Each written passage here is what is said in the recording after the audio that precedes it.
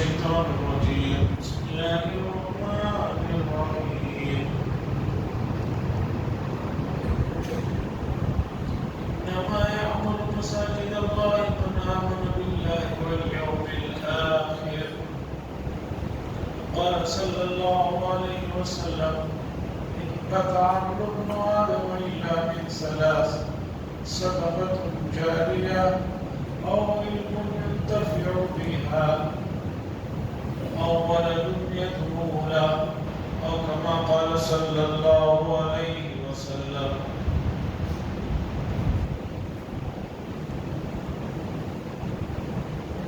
عزیزان محترم، اتفاق دیکھیے شمسی تاریخ کی بھی پہلی نشست ہے اور قمری تاریخ کی بھی پہلی نشست ہے. 30 کا مہینہ تھا ربیع الاخر کا، مغرب میں چاند نظر آ گیا. تو اب ہم لوگ جمادی الاولیٰ میں ہیں. حدیث میں دعا آئی ہے کہ آدمی چاند کو دیکھ کر یہ دعا پڑھے، اللہم احلہ علینا بالیمن والایمان والاسلام والسلامت ربی وربک اللہ. اگر آپ کرسی پر بیٹھ جائیں تو بہتر ہے، کرسی پر بیٹھ جائیں.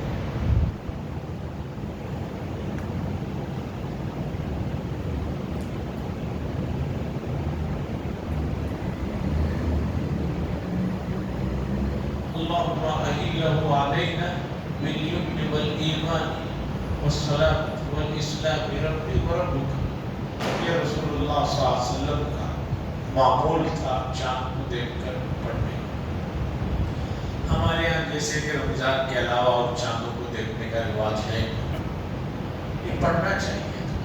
ایک تو سنت ہے اور اس میں اللہ سے آپ مدد مانگ رہے ہیں کہ اللہ یہ پورا مہینہ 29 یا 30 جتنے بھی دن کا یہ مہینہ ہے، ہم پر یہ چاند برکت والا بنا، عافیت والا بنا، سلامتی والا بنا، اسلام والا بنا.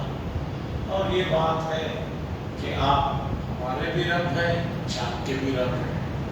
چاند بڑا ہے تو ایسا نہیں کہ وہ اللہ کی ملکیت سے نکل گیا. تو ایک تاریخ شروع ہو چکی ہے مغرب سے، جمادی الاولیٰ.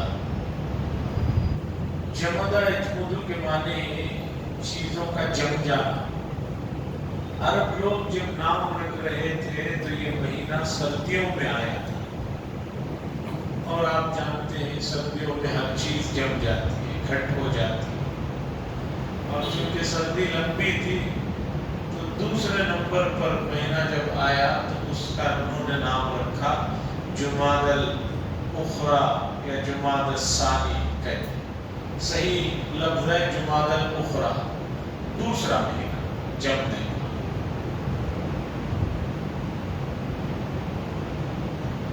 میں نے ایک آیت پڑھی 10ویں پارے کی، بلکہ آیت کا کچھ حصہ پڑھا اور مسلم شریف کی ایک حدیث پڑھی. اسی کے سلسلے میں کچھ تشریح آپ کے سامنے رکھنا چاہتا ہوں. کیوں یہ موضوع لے کر آیا؟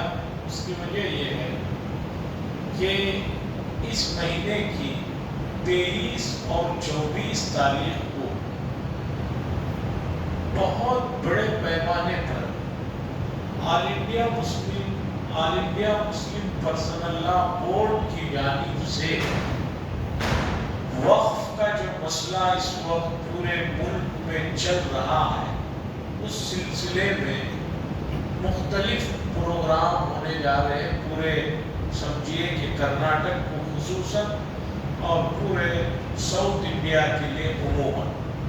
گزشتہ کئی دنوں سے آل انڈیا مسلم پرسنل لا بورڈ کے سیکریٹری صاحب اور دوسرے جو ذمہ دار ہیں وہ سب کے سب بنگلور میں کئی دنوں سے مسلسل ہیں، اور تمام ملی تنظیمیں جو بنگلور میں ہیں ان کو لے کر یہ آنے والے 23-24 کو پروگرام ہونے جا رہا ہے۔ 24 تاریخ کو آخر میں عمومی سطح پر قادریہ مسجد قدس صاحب جو پرانا اچھوت ہے وہاں کافی ماشاءاللہ جگہ، وہاں ایک عمومی جلسہ رہے گا، لیکن اس سے پہلے وکلاء کے ساتھ، تعلیم یافتہ لوگوں کے ساتھ، الگ الگ طبقے کے جو لوگ ہیں وہ ان لوگوں کو جمع کر کے ان کو سمجھانا ہے کہ وہ اس مسئلے میں امت مسلمہ کے لیے کیا رول ادا کر سکتے ہیں۔ دیکھیے صلاحیتیں اللہ نے فطری طور پر بے شمار امت کے اندر رکھی، اب ان صلاحیتوں سے استفادہ کرنا ہے۔ باصلاحیت لوگ سے بہت استفادہ کریں۔ مثال کے طور پر آپ دیکھیے، ایک چھت کے اوپر ایک لوہے کا ٹکڑا رکھ دیجیے، ایک پتھر رکھ دیجیے، ایک اینٹ رکھ دیجیے، 2-4 گھنٹے لگاتار دھوپ ان تینوں پر پڑے، چھت پر آپ نے رکھ دیا۔ 3 گھنٹے 4 گھنٹے کے بعد جب آپ جا کر لوہے کو چھوئیں گے تو آپ کا ہاتھ جل جائے گا، آپ نہیں سنبھال سکتے۔ اس کے بعد پتھر وہ بھی گرم ہے لیکن لوہے کے اتنا گرم نہیں، پھر اینٹ ہے وہ بھی گرم ہے لیکن پتھر کے اتنا گرم نہیں۔ سورج کی روشنی تو تینوں پر برابر پڑی، لیکن لوہے کے اندر صلاحیت زیادہ تھی اس لیے اس نے زیادہ حاصل کر لیا، پتھر میں اس کے مقابلے میں کم تھی تو اس نے اور کم کیا، اور اینٹ میں اس سے کم تھی تو اس طرح اس نے کم کی۔ تو پتہ چلا کہ نعمت تو سب پر اتر رہی ہے، اب آدمی کا ظرف ہے، اس کی صلاحیت ہے کہ وہ کتنا اخذ کرتا ہے۔ تو اسی طرح امت مسلمہ کے اندر صلاحیتوں کی کوئی کمی نہیں، بلکہ حضرت انسان میں صلاحیتوں کی کوئی کمی نہیں ہے۔ ڈاکٹر اقبال صاحب کا یہ شعر سنیے، کتنی بڑی بات کہہ رہے ہیں۔ نہیں ہے نا امید اقبال اپنی کشت ویرا سے، زر نم ہو تو یہ مٹی بڑی زرخیز ہے ساتھ۔ یہ جو مٹی جس سے انسان بنا ہے ذرا نم ہوئی تو بڑی زرخیز ہے، یعنی زراعت میں اگر مٹی نم ہوتی ہے، نرم ہوتی ہے تو اس کے اندر سے جو قدرتی چیزیں اندر سے ابھر کر آتے ہیں، اسی طرح یہ حضرت انسان کے اندر بڑی فطری صلاحیتیں ہیں، ان کو تھوڑا سا جو ہے ابھارنے کی ضرورت۔ تو اب وقف بورڈ کے سلسلے میں جو چل رہا ہے مسئلہ، اس سلسلے میں جو کچھ بیٹھکیں ہو رہی ہیں، انگریزی اخبار اس سے اتنا کور نہیں کر رہے ہیں۔ آپ کو معلوم ہے کہ میڈیا کس طرح کا ہو گیا ہے، اردو اخبارات اس جیسی میٹنگوں کو کور کر رہے ہیں، لیکن آپ کو معلوم ہونا چاہیے کہ اردو اخبار کتنا بکتا ہے۔ بنگلور کرناٹک کا سب سے مشہور اردو اخبار جو ڈیلی ہے، ڈیلی روزنامہ، وہ ہے سالار۔ سالار اخبار شاید مشکل سے اس کی سرکولیشن 5,000 یا 10,000 کے اندر ہے۔ اس پورے محلے میں جو کہ ٹوٹل مسلمانوں کی آبادی کا علاقہ ہے، مجھے وہ اخبار ڈالنے والے نے جو بتایا اس کے مطابق 10 یا 12 روزانہ سالار پیپر یہاں آتے ہیں۔ ایک ہمارے مسجد کی جانب سے آتا ہے، اسے ملا کر ڈیلی 12 اخبار آتے ہیں۔ تو اب آپ سوچئے کہ اردو اخبار اگر کور کرتا بھی ہے JCB کی میٹنگ کو، تو اردو اخبار کتنے تک پہنچ رہا ہے؟ اچھا، اخبار بھی، اردو اخبار پڑھنے والے بھی جو ہیں، ان کا بھی کمال یہ ہے کہ وہ بھی عموماً اندر کی بعض چیزیں جو آرٹیکلز رہتے ہیں اس پر رہ جائے، سرخیوں پر یا اتنا دیکھ لیتے ہیں، ان کو اس سے دلچسپی نہیں کہ سڈنی میں کیا ہو رہا ہے، کیا کیا ہو رہا ہے۔ اب تک جو الگ الگ اسٹیٹوں میں وہ لوگ گئے، وہاں میٹنگیں ہوئی، بار بار بائیکاٹ کر کے جو ہے ان کو بھگا دیا جا رہا ہے یا وہ اٹھ جا رہے ہیں، سب نیوزوں میں ہے، لیکن کب آ رہا ہے اور کب جا رہا ہے۔ تو آل انڈیا مسلم پرسنل لا بورڈ والوں نے کیا ہے کہ بھئی وقف کے مسئلے کی جو نوعیت ہے، یہ مسئلہ کتنا حساس ہے، اسے لے کر جانا ہے، سب تک پہنچنا ہے، پہنچانا ہے، مجھ کو معلوم ہی نہیں۔ اور گزشتہ 10-12 دنوں سے، گزشتہ چند دنوں سے آل انڈیا مسلم پرسنل لا بورڈ کے وقف بورڈ کے مسئلے میں کرناٹک کی حکومت، چونکہ وقف بورڈ کو یہاں ساتھ دے رہی ہے موجودہ حکومت، تو اپوزیشن جو ہے، جو سینٹرل میں جن کی حکومت ہے، ان کی ایم ایل ایز اور دوسرے لوگ اس مسئلے کو ایسا اٹھا رہے ہیں، بتا رہے ہیں کہ یہ موجودہ حکومت کسانوں کی بہت سی زمین ہڑپ کر رہی ہے۔ ایک تو ویسے بھی الیکشن ہے چند دنوں میں، یہاں پر 3-4 سیٹوں کا، 3 کا تو مجھے پتا ہے، 3 سیٹوں کا الیکشن ہے، تو اپوزیشن نے یہ مسئلے کو ایسا لوگوں کے سامنے رکھ دیا ہے گویا کسانوں کی زمینوں کو لوٹ کر مسلمانوں کو دے دیا گیا۔ عجیب مسئلہ ہے۔ ہم آہ بھی کرتے ہیں تو ہو جاتے ہیں بدنام، ہم آہ بھی کرتے ہیں تو ہو جاتے ہیں بدنام، وہ قتل بھی کرتے ہیں تو چرچے نہیں ہوتے، یہ مصرے کی حالت ہے۔ ارے بھئی ہم دوسروں کی کیا کوئی چیز قبضہ کریں گے، چھنائیں گے، اپنی چیزوں کی حفاظت تو ہو نہیں رہی ہے، اپنی چیزوں کی تو حفاظت نہیں ہو رہی ہے، تو ہم دوسروں کی چیزوں کا کیا چھینیں گے؟ تو اس طرح کا میڈیا یہ چیزوں کو بتا رہا ہے، وہ حکومت بھی کہہ رہی ہے کہ بھئی ہم کیوں کسی بھی کسان کی زمین کو لے لیں، کیا کر لیں۔ پتا چلا وقف بورڈ کا جو مسئلہ جس حساس اور نوعیت کا ہے، امت تک اس مسئلے کی نوعیت کو پہنچانے میں اب تک میں سمجھتا ہوں کہ مکمل ہم لوگ کامیاب نہیں ہوئے۔ چونکہ یہ بات تو طے ہے کہ مسجدوں میں جو طبقہ آتا ہے وہ 20-30% ہے، اب پھر وہ جو ہماری بات جو ہم پہنچانے والے ہیں، جتنا ہم سے ہو سکتا ہے، اس بات کو تو ہم شاید 2-4% تک پہنچاتے ہیں۔ اچھا وہ 2-4% لوگ بھی ہیں کہ بعض مرتبہ ان کو اس میں کوئی دلچسپی نہیں رہتی تو اور کم ہو گیا، تو کیسے ہوگا؟ اس لیے میں آپ کو بتانا چاہتا ہوں کہ اس مسئلے کو سمجھیے، یہ بقا کی جنگ ہے، یہ اپنے وجود کو ثابت کرنے کی جنگ ہے، اور جو کچھ تھوڑا بہت اخباروں میں خبریں کوریج کر رہے ہیں اس میں بتایا جا رہا ہے کہ مسلمانوں کی اتنی لاکھ سے ایکڑ زمینیں ہیں، وہ ہیں، وہ صرف پیپر کی باتیں ہیں، حقیقت ایسا کچھ نہیں ہے۔ امت کو سب سے پہلے مایوسی سے نکالنا، موجودہ زمانے میں امت جو مایوسی کا شکار ہوئی کہ پھر کچھ نہیں ہو سکتا، یہ کفر ہے۔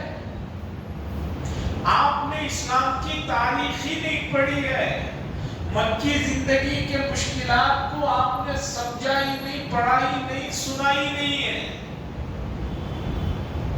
اس کے علاوہ بھی دنیا بھر کے مسلم ممالک کی تاریخ کو اگر آپ پڑھیں گے تو یہ مایوسی والے جملے نہیں کہیں گے۔ امت کو مایوسی سے نکالنا ہے، تعلیم یافتہ طبقے کو بھی نکالنا ہے، غیر تعلیم یافتہ طبقے کو بھی نکالنا ہے، شہری کو بھی نکالنا ہے، دماغ والے کو، سب کو مایوسی سے نکالنا ہے۔ اگر نہیں نکال پائے تو سمجھیے کہ یہ ہمارے لیے خودکشی والا معاملہ ہے۔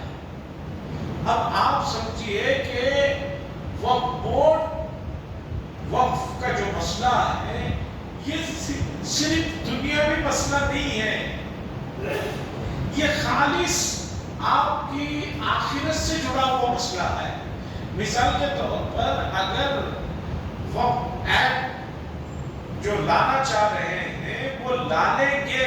یہ لوگ اگر اس میں کامیاب ہو گئے، اللہ نہ کرے، تو آپ کو معلوم ہونا چاہیے کہ آنے والے دنوں میں آدمی اپنی آخرت کے لیے کچھ کرنا جو چاہتا ہے، جو نہیں چاہتا اس کی بات چھوڑ دی. لیکن کچھ تو نیک بندے ہیں جو اپنی آخرت کے لیے کچھ کرنا چاہتے ہیں، تو وہ کرنا چاہیں گے تو یہ قوانین پاس ہو گئے تو ان کو وہ کرنا بہت مشکل ہو جائے. حدیث بتا رہی ہے، میں نے حدیث پڑھی، مشہور حدیث ہے کہ سرکار دو عالم صلی اللہ علیہ وسلم نے فرمایا کہ آدمی کا جب انتقال ہو جاتا ہے، اذا مات ابن آدم انقطع عمله. آدم علیہ السلام کا لڑکا یعنی تمام کے لیے کہہ رہے ہیں کہ جب وہ انتقال ہو جاتا ہے تو اس کے تمام رشتے ناطے ختم ہو جاتے ہیں الا من ثلاث. لیکن 3 رشتے ہیں جو اس کے انتقال کے بعد بھی اسے ٹچ میں رہتے ہیں. صدقۃ جاریہ، ایک صدقہ جاریہ اس نے کر کے گئے، صدقہ ہے لیکن مسلسل چل رہا ہے. مثال کے طور پر مسجد بنا دی، مسجد کے لیے کچھ کر دیا، یا مدرسہ بنا دیا، یا لوگوں کی تعلیم کے لیے کچھ کام کر گیا، یا جو بھی صورتیں ہو سکتی ہیں وہ کر کے جانے سے اس کے جانے کے بعد بھی اس کے ان نیک کاموں کا ثواب اسے پہنچتے رہتا ہے. کون آدمی ایسا جو یہ کہے کہ میں مکمل 100% پرفیکٹ، مجھے انتقال کے بعد کسی بھی چیز کی ضرورت نہیں ہے. عزیزان گرامی، آدمی کے انتقال سے تھوڑی ہی پہلے نظام جب پہنچتا ہے اسے معلوم ہونا شروع ہو جاتا ہے کہ وہ کس خوش فہمی میں اب تک تھا یا غلط فہمی میں تھا. مثال کے طور پر ایک بچہ IPS کا ایگزام لکھنے جاتا ہے یا اور بھی کوئی بڑا ایگزام لکھنے جاتا ہے اور وہ کہتا ہے کہ میں پورا پڑھ لیا. چونکہ مجھے واسطہ پڑھتے رہتا ہے، اسٹوڈنٹ سے پوچھتا ہوں کیسے تیار ہے، حضرت پورا پڑھ لیا، کچھ نہیں چھوڑے. لیکن وقت جب آتا ہے تو پتہ چلتا ہے کہ وہاں جاتے ہی سوال کا، ایگزام کے سوال کا پرچہ دیکھتے ہی اس کے اوسان ختم. بہت سی مرتبہ بچوں نے یاد کیا ہے، لیکن جو ماحول ہے وہاں کا جو وہ حال ہوتا ہے، اس حال میں وہ جاتے ہی وہ سوالات اڑ جاتے ہیں. ایک دنیا کا عالم دوبارہ ایگزام دے سکتے ہیں، اس سے بارہ ایگزام دے سکتے ہیں، 4تھی مرتبہ دے سکتے ہیں. اسی طرح دوسری جگہ بہت سارے نوجوان آتے ہیں، کہتے ہیں کہ ذرا سب کچھ تو صحیح ہے لیکن انٹرویو دیتے وقت میں کانفیڈنٹ نہیں رہتا میں. سامنے والوں کو دیکھ کر رو میں آئے تو کمپنی کے سامنے والے بھی لوگ سمجھتے ہیں کہ بھئی یہ ابھی سے ایسے پسینے آ رہے ہیں، اس کا مطلب اسے صحیح کچھ معلومات نہیں ہے. اسے جو ہے کہہ دیتے ہیں سیکنڈ انٹرویو میں بلایا. وہ جو سیکنڈ انٹرویو ہے اس کا وہ ہوتا ہی نہیں. بعض مرتبہ سیکنڈ ہو جاتا ہے، تیسرے روم کو بلاتے ہی نہیں، جو فارمیلٹیز. تو آدمی کا جب نزا کا عالم شروع ہوتا ہے اسے پتہ چل جاتا ہے کہ میں کس خوش فہمی میں یا غلط فہمی میں زندگی کر رہا تھا. ہر آدمی، اب آپ آئیے ہر آدمی کہوں گا تو آپ نارمل اپنے آپ میں ہم لوگوں میں سوچیں. اب سنیے، رسول اللہ صلی اللہ علیہ وسلم سے حضرت فاطمہ رضی اللہ تعالیٰ عنہا کا کیا تعلق؟ بیٹی ہے، اور بیٹی بھی کون سی؟ سب سے چہیتی بیٹی. اتنی چہیتی کہ حضور صلی اللہ علیہ وسلم نے ایک موقع پر منبر پر کھڑے ہو کر فرمایا فاطمہ بضعۃ منی وانا من. فاطمہ جو ہے میرے جسم کا ایک حصہ ہے، جو اسے تکلیف پہنچائے گا وہ مجھے تکلیف پہنچائے گا. رسول اللہ صلی اللہ علیہ وسلم کے انتقال سے پہلے جو بہت سے واقعات ہوئے، اس میں حضور صلی اللہ علیہ وسلم نے حضرت فاطمہ سے فرمایا کہ دیکھو خبر میں نسب کام نہیں آئے گا، یہ سوچ کر رہ گئے کہ میں حضور کی بیٹی ہوں، ایسا نہیں ہے، حساب کتاب کا معاملہ بہت مشکل ہے۔ اور ایک حدیث میں حضور نے فرمایا من نوقش عذب، جس سے حساب کتاب پر اتر گئے سمجھے کہ وہ عذاب میں مبتلا۔ یہ تو اللہ درگزر فرماتے ہیں، کہتے ہیں چھوڑ۔ بے شمار واقعات ہیں، آپ نے دیکھا ہوگا کہ بعض لوگوں کی مغفرت بعض مرتبہ ان کے ان اعمال جو بہت بڑے سمجھتے تھے ان کی وجہ سے نہیں، مہربانی سے کسی عمل سے ہو گیا۔ امام ابو داؤد حدیث کی جو 6 مشہور کتابیں ہیں، اس میں ایک ابو داؤد حدیث کی کتاب، ابو داؤد، اس حدیث کی کتاب کے مصنف کا جب انتقال ہوا، خواب میں شاگردوں نے پوچھا کیا معاملہ ہوا؟ کہا وہ 2 درہم کا مانگے۔ شاگردوں نے پوچھا کہ حضرت کون سے 2 درہم؟ کہا کہ ایک مرتبہ کا واقعہ ہے کہ میں ایک جگہ سے کشتی میں آ کر اترا۔ جیسے کلکتہ میں آپ نے دیکھا ہوگا شہر کے اندر ہی لوگ ایک سے دوسری طرف جانے کے لیے کشتی کا استعمال کرتے ہیں، اور بھی کیرلا میں سے بہت سارے۔ تو وہ ایک جگہ کشتی سے آ کر اترے تو کشتی میں ایک آدمی سوار ہوا، اس نے چھینکا اور چھینک کر الحمدللہ کہا، اتنے میں کشتی نکل گئی۔ اب یہ کشتی سے نیچے اتر کے ادھر آ رہے تھے، اس کے بعد جب انہوں نے خیال کیا کہ اس نے چھینکنے کے بعد الحمدللہ کہا اور حضور نے فرمایا کہ اس کا جواب دینا ہے یہ رحمک اللہ، وہ آدمی تو نکل گیا۔ تو انہوں نے فوراً ایک دوسری کشتی والے کو کہا کہ مجھے اس کشتی تک جانا ہے، وہاں ایک بات کہہ کر پھر واپس آنا ہے۔ تو 2 درہم یا دینار اس زمانے میں جو پیسے تھے وہ خرچ کیے، کشتی صاحب یہ کہ اس کشتی کے قریب جا کر انہوں نے اسے یرحمک اللہ کہا، واپس آ گیا۔ تو فرماتے ہیں کہ اللہ نے جو میں سمجھ رہا تھا میری خدمات، میں نے اتنی بڑی حدیث کی کتاب لکھی ہے، وہ کیا ہے، وہ کوئی چیزیں نہیں بلکہ میرے اس عمل سے اللہ راضی ہو کر میری مغفرت۔ تو قبر کا جو مسئلہ ہے، اور موجودہ زمانے میں آدمی اپنی زندگی میں اعمال کرنے کے ساتھ ساتھ اللہ نے اگر اس کے اندر حیثیت اور صلاحیت دی ہے تو وہ ضرور اپنے باپ کے لیے کوئی صدقہ جاری کا انتظام کر کے جائے اور اپنی اولاد پر بالکل بھروسہ نہ کرے،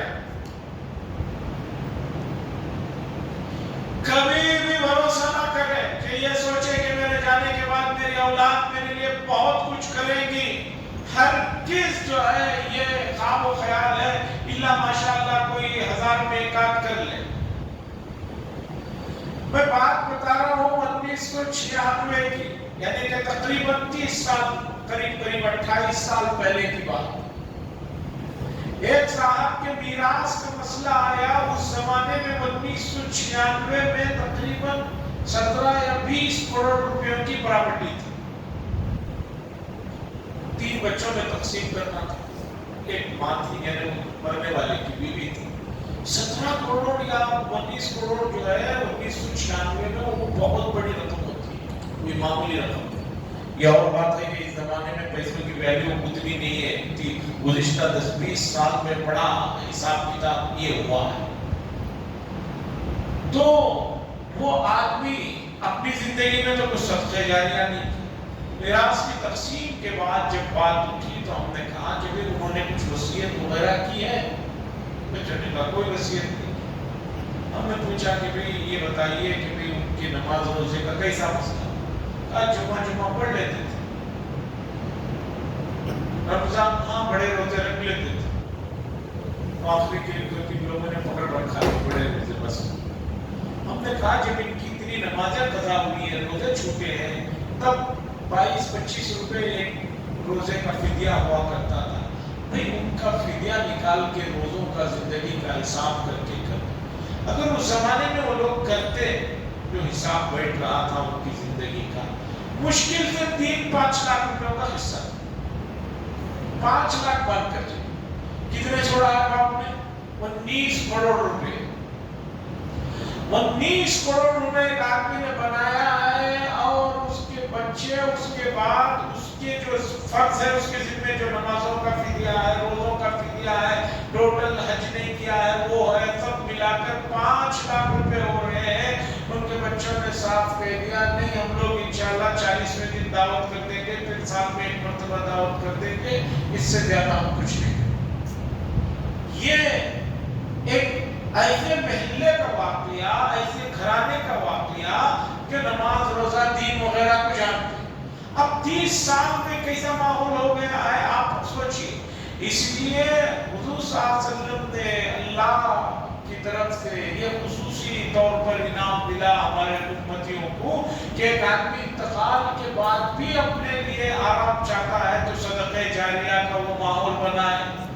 अब भरोसा करके आदमी ना जाए कि मैं जाऊंगा मेरे बच्चे जो हमने कमा के रखे हैं उसके इसमें कर देंगे, कोई कुछ नहीं करेगा।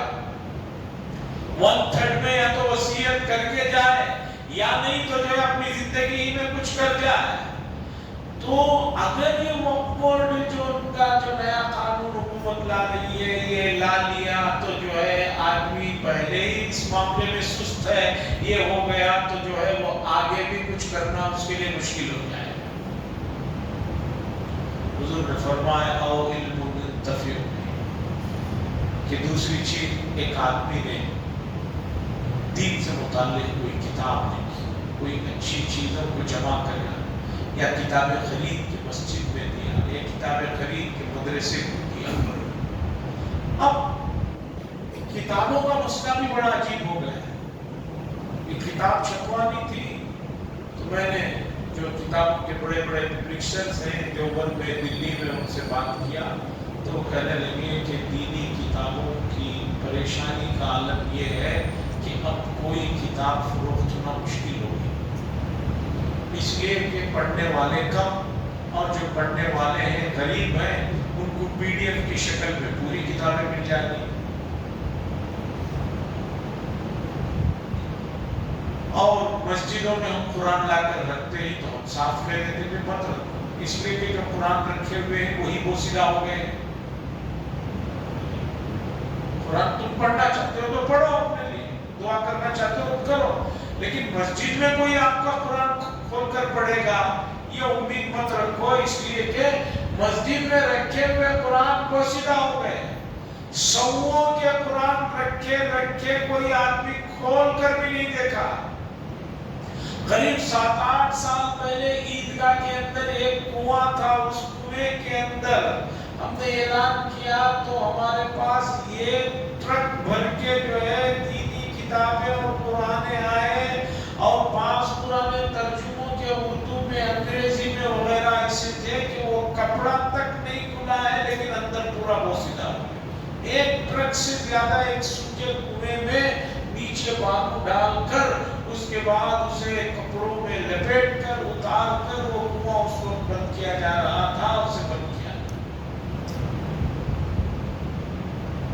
नोबेल प्राइज का आपने नाम सुना होगा, अभी करीब में 2 साइंसदानों को मिला और मिताली किसी से मिला। जानते हैं एक आदमी ने कोई बहुत बड़ी उसके लिए प्रॉपर्टी नहीं छोड़ी थी, एक छोटी सी रकम छोड़ी थी, उस रकम को किसी काम में लगाया गया है, उससे नफा आ रहा है और उसके जरिए से सालाना वो प्राइज दिया जाता है और वो दुनिया का सबसे बड़ा इनाम माना जाता है। ये चीजें उम्मत में पहले जमानों में थी। हर बड़े शहर में एक काजी मोहल्ला हुआ करता था, एक फुला मोहल्ला हुआ करता था, हुकूमत की तरफ से काजियों के लिए, मुफ्तियों के लिए, उलमा के लिए जो है मुफ्त रहने का इंतजाम ये सब होता था। अब उम्मत को इन मसाइल की तरफ तवज्जो नहीं है और अगर वक्फ बोर्ड के सिलसिले में उम्मत ये समझ रही है कि भाई हम क्या कर सकते हैं, आप बहुत कुछ कर सकते हैं। देखिए वक्ती तौर पर बाज़ मर्तबा गिनती ही में से ही सिरों की जरूरत है।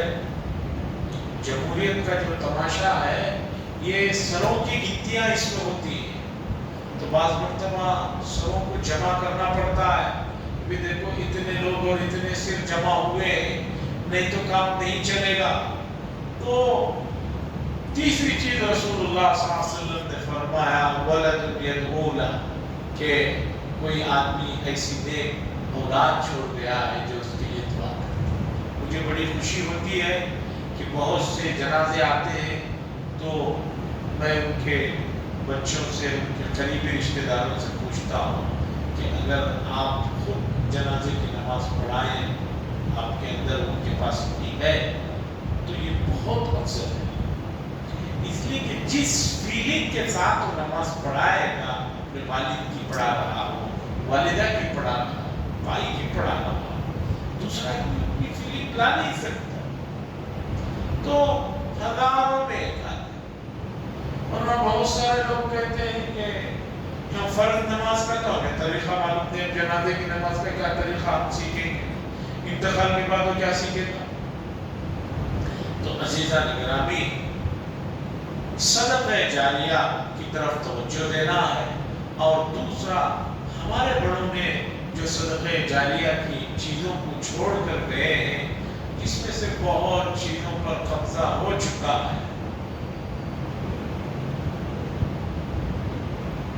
اس معاملے میں عیسائی لوگ بہت بہتر ہیں، وہ اپنی چیزوں کی حفاظت میں حساس ہیں۔ اس کی وجہ یہ ہے کہ ان کے پاس اگر 1 روپیہ ہے تو وہ 20 سے 30 پیسے کی چیز خریدتے ہیں، 80 پیسے باؤنڈری پر لگاتے ہیں۔